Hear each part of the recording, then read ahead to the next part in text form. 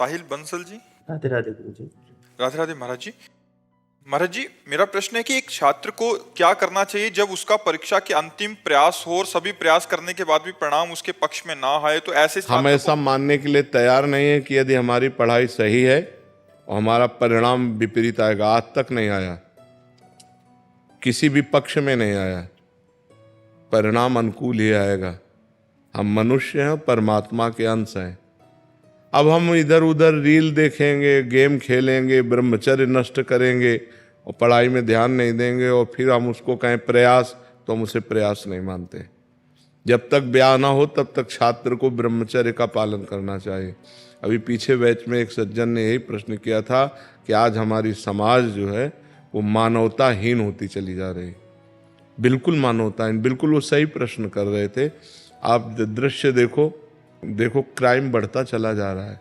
मतलब ऐसी ऐसी बातें आ रही हैं जो दिमाग नहीं कहता कि ऐसा कैसे हो सकता है। नए नए बच्चे जिनको ब्रह्मचर्य रहना चाहिए वो व्यभिचार में प्रवृत्त हो चुके हैं। एक गर्लफ्रेंड फिर ब्रेकअप, एक गर्लफ्रेंड फिर ब्रेकअप, ये सब क्या चल रहा है। अब इसके बाद तुम कहो कि तुम्हारी बुद्धि शुद्ध रहे, तुम पढ़ाई में बहुत अच्छे नंबर लाओ। अच्छे नंबर ले भी आओगे तो तुम्हारी सांसारिक और पारलौकिक उन्नति तुम्हारे को लाभ नहीं दे पाएगी। तुम चिंता, उद्वेग, भय इससे युक्त हो जाओगे क्योंकि पाप कर्म कर रहे हो। मान लो आपके ग्रंथ तो इतने इतने हो सकते हैं, हमारे मोटे इतने इतने ग्रंथ हैं। उपनिषद देखो, महाभारत देखो, 6-6 खंडों में, और शास्त्र तो भरे पड़े हैं ना। तो अब जिस विषय में लगे उस विषय में लगे। अब लगने की बात है, हमारा जो विषय उस पर हम लगन लगाए तो उसी का आज लाभ मिल रहा है कि आप कहीं से प्रश्न करो, कुछ भी प्रश्न करो, अब पीछे शास्त्रों में जो पढ़े और जो अनुभव फटाक से उसका उत्तर आ जाता है। अगर हम पढ़े ना हो तो उत्तर कहाँ से आवे।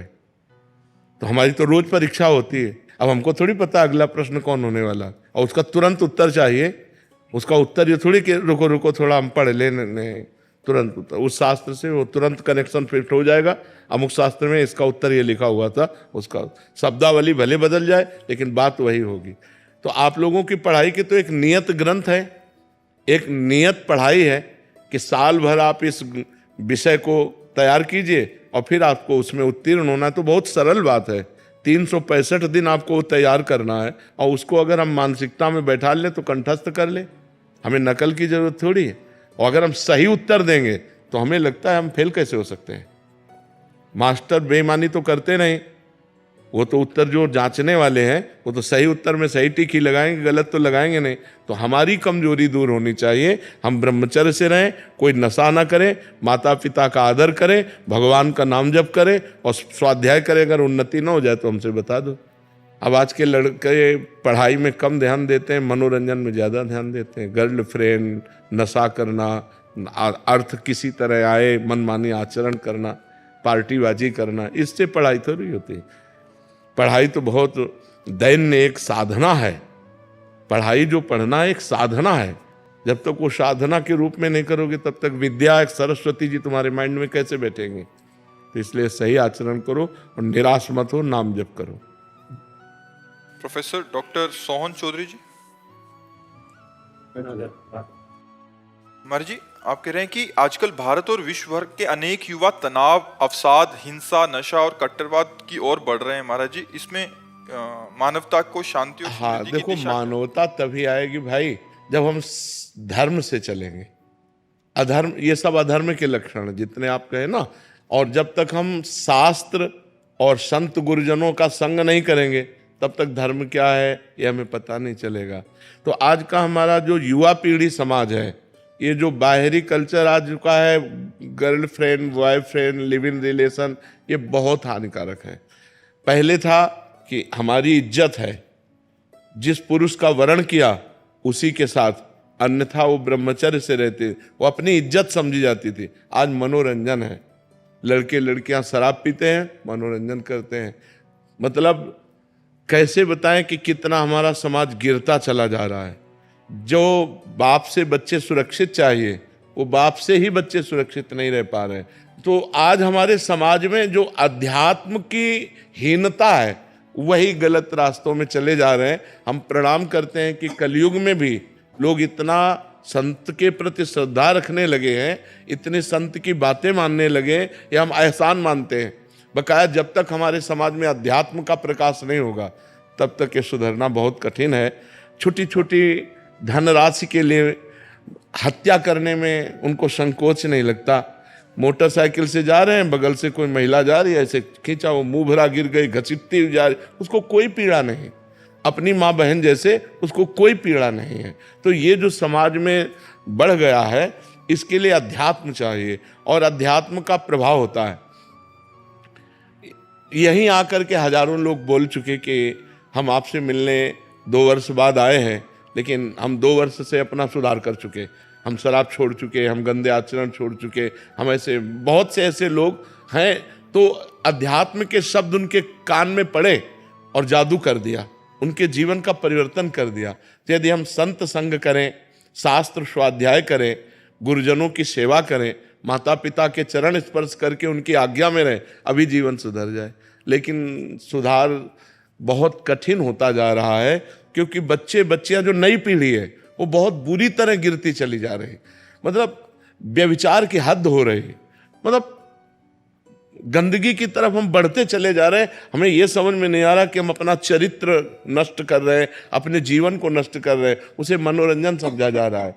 अच्छा, अब सच्चिदानंद सुख तो है नहीं इनमें, इन भोगों में सुख तो सच्चिदानंद है नहीं, एक क्षणिक मात्र का लगता है। अब उसको लगता है इसमें नहीं, इसमें नहीं, इसमें। अब उसमें की मदान्धता के लिए अब नशा चाहिए, तो हुक्का पीना, शराब पीना, ड्रग्स लेना। अब नशा के लिए पैसा चाहिए, माता पिता के साथ अभद्र व्यवहार करना, दूसरी जगह क्राइम करना, वो बड़ा मतलब धीरे धीरे वो क्रम से नष्ट होते ही चले जाते हैं। हमें लगता है समाज को सुधरने के लिए संग करना चाहिए, शास्त्र स्वाध्याय करना चाहिए, इसके बिना सुधार नहीं हो सकता। मति कीरति गति भूति भलाई, जब जे जतन जहां जे पाई, सो जानो सत्संग प्रभाव, लोकों वेद न आनो पाओ। लोक और वेद में और कोई उपाय नहीं है। यदि हमें अच्छे संतों का संग मिले जो भगवान के मार्ग में सही चल रहे हैं, तो निश्चित हमारा सुधार हो जाए। नहीं तो समाज को सुधारने के लिए और क्या है, ना तो भगवान का डर रह गया है और ना कानून का डर रह गया है, अब सब मनमानी आचरण। मतलब तो कम से कम बच्चा है, इतनी दया नहीं रह गई कि उसको एक पॉलीथीन में बंद करके आपने डाल दिया। मतलब क्या समाज हो रहा है हमारा, मतलब कहाँ स्थिति पहुंच रही है। जहां हम किसी पशु पक्षी को कष्ट में नहीं देख सकते थे, वहां हम बच्चों को ऐसे। माँ को गर्भ में पता चला बेटी है, बोले साफ कर दो, हत्या करवा। कैसे हृदय हो रहे हैं हमारे माताओं के, कैसे हृदय हो रहे हैं हमारे समाज के। मानवता मतलब तो छू नहीं जा रही, राक्षसीपन बढ़ता चला जा रहा है। इसलिए आपका प्रश्न बहुत आदरणीय है और समाज को सुधरने के लिए सत्संग और शास्त्रों का स्वाध्याय करना चाहिए। सत्संग से ज्यादा लाभ मिलता है। शास्त्र में तो जो आप पकड़ पाए सो पकड़ पाए, सत्संग में गुड़ गुड़ बातें संत जन अनुभव करके और वो आपको देते हैं, बिल्कुल छना छनाया पका पकाया एकदम मिलता है, खा लो तुम्हारा कल्याण हो जाए। श्री हरिवंश महाराज जी आप कहते हैं कि माँ वंदनीय, पूजनीय और भगवान के समान है। महाराज जी, पिता के ना होने पर अगर माँ अपने बच्चों को छोड़कर अपने प्रेमी के संग चली जाए तो महाराज जी उसमें त्याग कर देना चाहिए, त्याग कर देना चाहिए। जाके प्रिय न राम वैदेही, तजिए ताहि कोटि वैरी सम जद्यप परम स्नेही। तजो पिता प्रहलाद, विभीषण बंधु, भरत महतारी, गुरुबल तजो कंत ब्रज बनितन, भे मुद मंगलकारी। छोड़ देना चाहिए, ऐसी माँ को त्याग देना चाहिए, माँ ही नहीं कहना चाहिए, दूरी बना लेनी चाहिए। जो व्यभिचार में प्रवृत्त है वो कोई भी हो। जाके प्रिय न राम वैदेही, तजिए ताहि कोटि वैरिशम जद्यप परम स्नेही। भरत जी ने कभी कैकेयी जी को माँ नहीं कहा दोबारा। जब उन्होंने सुना कि मेरा पक्ष लेकर भगवान राम को 14 वर्ष का वनवास और इसी वियोग में महाराज दशरथ जी के प्राण निकल गए, जिंदगी में मां नहीं कहा, पापिनी आज के बाद कभी तेरा मुख नहीं देखूंगा। कैकेयी जी से भरत जी ने कहा, पापिनी आज के बाद तेरा कभी मुख नहीं देखूंगा और कभी जीवन में मां नहीं कहूंगा। भरत जी ने कभी नहीं कहा। महाराज जी, अगर आने की चेष्टा करे तो नहीं मिलना चाहिए। हम तुम्हारे आचरण अपवित्र है, हम नहीं, तुम्हें ब्रह्मचर्य से रहना चाहिए। जब पिता पधार गए तो माँ को जो वैधव्य जीवन है वो शास्त्र के अनुसार व्यतीत करना चाहिए। जबकि तुम्हारे जैसे पुत्र हैं तो बिल्कुल उनको धर्म से चलना चाहिए। के बाद महाराज जी मेरी बहन की भी डेथ हो गई उनके ही सदमे में। संसार के तो ये सब, इसका नाम जानते हो क्या है? ये माया। मृत्यु लोक। यहाँ सब मरेंगे, यहाँ सब मरेंगे, कोई नहीं बचेगा। हाँ, नंबर है। जैसे कसाईवाड़े में पशु बंधे हरा चारा खा रहे, पंखे की हवा में है, उनको लग रहा है यार बड़ा वीआईपी हमारा। सो नहीं नहीं, वीआईपी नहीं, नंबर आएगा तो गड़ासा चलेगा। ऐसे ही हम लोग हैं, जब नंबर आया, किसी का एक्सीडेंट, किसी का दिल फेल, किसी का ये, किसी का वो, कोई कहता है क्या कि काल ने मार दिया?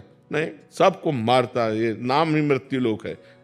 दीपक जी, महाराज जी, मेरा प्रारब्ध मेरे आज के निजी संबंधों को बहुत हानि पहुंचा रहे हैं, जबकि पिछले कुछ वर्षों से मैं सदमार्ग पर हूं महाराज जी। ऐसे में लेकिन पुरानी खेती को क्या करोगे? ये तो नई खेती है।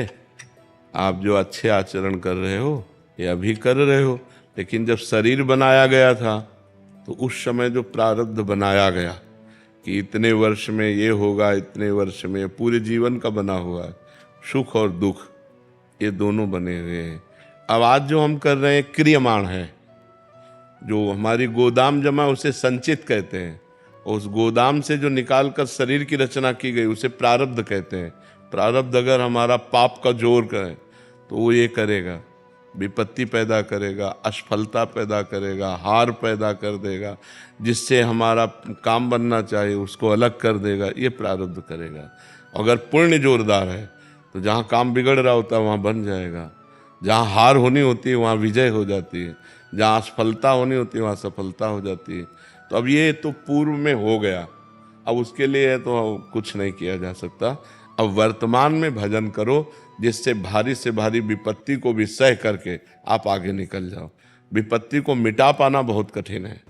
पारिवारिक कष्ट महाराज जी, हाँ, वो तो भोगना पड़ेगा। अवश्य में भोक्तव्यम कृतम कर्म शुभाशुभम, वो तो भोगना पड़ेगा। जो पर पाप कर्म किए वो तो भोगना पड़ेगा, अब उसको सहना पड़ेगा। जैसे आप, कोई आपको कहे कि आप ये करवा लो, आप वो करवा लो, नाम जप करो, भगवान का नाम जप करो। भगवान ही मिटा सकते हैं, भगवान ही सुख प्रदान कर सकते हैं, दूसरा कोई नहीं कर सकता। इसलिए खूब नाम जप करो। सौरभ गोयल जी, राधे राधे श्री वैष्णव। महाराज जी, इनका ये कहना है कि हमने जिस जन्म में वो कर्म या पाप कर्म किए हैं उसी जन्म में हमें क्यों नहीं भोगने को मिले, अगले जन्म में काय छोड़। आज कोई केस हो जाए तो 10-10 वर्ष लगता है मुकदमा चलने में, नहीं? फिर इसके बाद पता चलेगा कि आजीवन कारावास, फिर उसके ऊपर जुर्माना भी। तो ऐसी एक गलती की सजा ये है। हमने लाखों गलतियां की हैं जो पिछले जन्मों में और इस जन्म में भी, जिसकी कोई सजा नहीं मिली, तो वो कर्म तो है ही, वो तो भोगना ही पड़ेगा। भाई, आप पैंट शर्ट उतार करके धोती साया पहन लीजिए तो आपकी पहचान थोड़ी मिट जाएगी। पहचानने वाला तो पहचान नहीं रहा कि केवल वेश बदल लिया, स्त्री का कर लिया है, ये वही है, जिसने कत्ल किया था वही है। तो भगवान तो पहचानते हैं ना कि आप वही हो, इस समय मनुष्य शरीर में हो, पीछे क्या थे उनको तो पहचान है ना। इसीलिए पूरा जीवन दंड भोगना पड़ता है। इसलिए बहुत होश में काम करना चाहिए। जो पकड़ पकड़ के मुर्गे की टांगें खा रहे हैं ना, जब इनकी टांगें जलेंगी तब इनको पता चलेगा। इसलिए मना करते हैं, मांस मत खाओ, शराब मत पियो, किसी को दुख मत दो, पाप मत करो, नाम जप करो, अच्छे आचरण करो, तो तुम सदैव सुखी रहोगे। माना पीछे हमसे गलती हो गई तो हम भोग रहे हैं, लेकिन आगे तो हमारा अच्छा रहेगा। अब आगे हम क्यों बर्बाद करें? तो आगे को संभालो और पीछे वाले कर्मों का जो भोग आवे, नाम जप करके धैर्यपूर्वक उसे भोग लो। समझ रहे हो ना जी? महक वर्मा जी, अम्बाला से। राधे राधे महाराज जी। महाराज जी, हम जैसे महापाप आत्माओं का आप जैसे भगवत स्वरूप महापुरुषों के साक्षात दर्शन करने का भावार्थ क्या है महाराज जी? भगवान की कृपा। अब मोहि भाव भरोस हनुमंता, बिनु हरि कृपा मिले नहीं संता। जब भगवान कृपा करते हैं तब संत समागम दे देते हैं। सुत दारा धन लक्ष्मी पापियों के घर होए, संत समागम हरि कथा तुलसी दुर्लभ दोए। यदि संतों का संग और भगवान की चर्चा सुनने को मिल रही तो समझो ये दुर्लभ बात भगवान की कृपा से हो गई। जब द्रवहि दीन दयालु राघव, तो साधु संगति पाइए। जब रघुनाथ जी कृपा करते हैं, राम जी कृपा करते हैं, तब संतों का संग देते हैं। संतों के संग का मिलने का मतलब है अब हमारी बन जाएगी।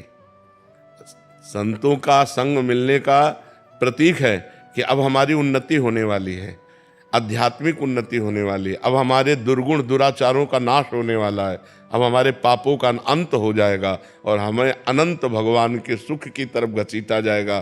क्योंकि संत मिले, इसका मतलब अब हमारा मंगल होने वाला है।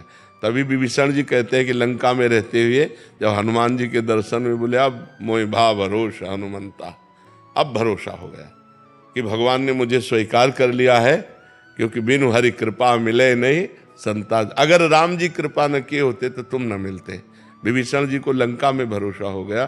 तो हमें जो संत समागम मिलता है ये भगवान की कृपा से मिलता है। महाराज जी, संत समागम होने के बाद हम किन किन सावधानियों को उनकी आज्ञा का पालन करें, उनके जो वचन है, जैसे अभी कहा मांस मत खाओ, शराब मत पियो, गंदे आचरण मत करो, पवित्र आचरण करो। अब इतने को स्वीकार कर लो, आपका जीवन उन्नतिशील हो जाएगा। आपका जीवन, आपका भविष्य, आपका परलोक सब आनंदमय हो जाएगा।